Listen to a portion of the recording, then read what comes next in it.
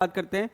Match the common name given in column 1 with IUPAC name given in column 2। मतलब common name और IUPAC name दे रखे हैं। तो अगर आपने यूट्यूब मेरे वीडियो देखे होंगे तो मैंने आपको कहा था कि कई बार ऑर्गेनिक में ऐसा हो सकता है कि वो कॉमन नेम से आईयूपीएसी पूछ ले या आईयूपीएसी से कॉमन नेम पूछ ले। तो देखिए इसको मैं आपको बताता हूँ कि जो ये नोट्स हैं कार्बोनिल कंपाउंड के पेज नंबर 7, यहाँ पर मैंने ये 3 एग्जाम्पल लिखवा रखे हैं कि भाई ये 3 कॉमन नेम तो एटलीस्ट आप याद कर ही लो, बाकी आपको जो आपको मैटर में मिले वो आप उसको याद कर लेना। तो ये 3 कौन कौन से लिखवा रखे हैं, एक्रोलीन, क्रोटोनल्डिहाइड और सिनेमल्डिहाइड। ये 3 मैंने आपको बता रखे हैं, इनके स्ट्रक्चर बता रखी है, कॉमन नेम बता रखे हैं और इन 2 के आगे इसके आईयूपीएसी नाम भी लिखे हैं। अब आप इसको ऑप्शन को चेक करो, वेलेरल्डिहाइड नहीं मिल रहा आपको, मेसिटिल ऑक्साइड नहीं मिल रहा, एक्रोलीन मिल गया।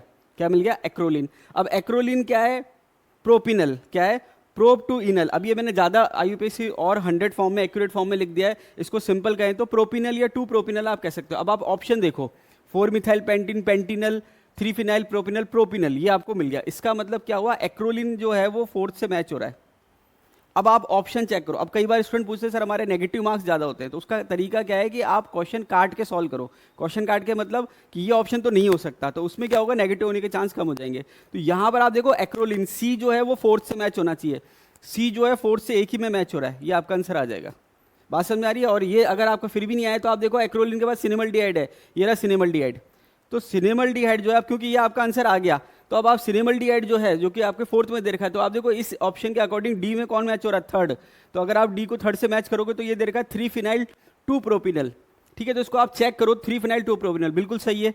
ये आपके 3 पे फिनाइल आ गया और ये क्या हो जाएगा? प्रोपिनल। इसका मतलब क्रॉस चेक हो गया। क्या हो गया? Cross check. तो कहने का मतलब ये कि अगर आपको सारे ऑप्शन नहीं भी आ रहे तो भी आप उसको सॉल्व कर सकते हो। तो कहने का मतलब है जितना मैटर याद है उसी से आप क्वेश्चन को सॉल्व कर सकते हो। कई बार हम सोचते हैं कि भाई हमको तो पता ही नहीं वेरेल्डिहाइड क्या होता है, हालांकि सारे पता होते हैं, सबको पता होते हैं, लेकिन फिर भी अगर नहीं पता है, अकॉर्डिंग टू नोट्स चले तो आप इसको सॉल्व कर सकते हो। अब देखिए इसके अलावा एक क्वेश्चन ये दे रखा है CCH5CHO CH3 CHO, ये आपके प्रोडक्ट बन गया। अब ये प्रोडक्ट का इसने नाम पूछ लिया, तो इसका मतलब क्या है कि अगर आपको ऑप्शन में सिनेमल्डिहाइड पता है, क्रोटोनल्डिहाइड पता है, अब जैसे यहाँ पर आप देखोगे CCH5CH, ये वाला प्रोडक्ट बनेगा।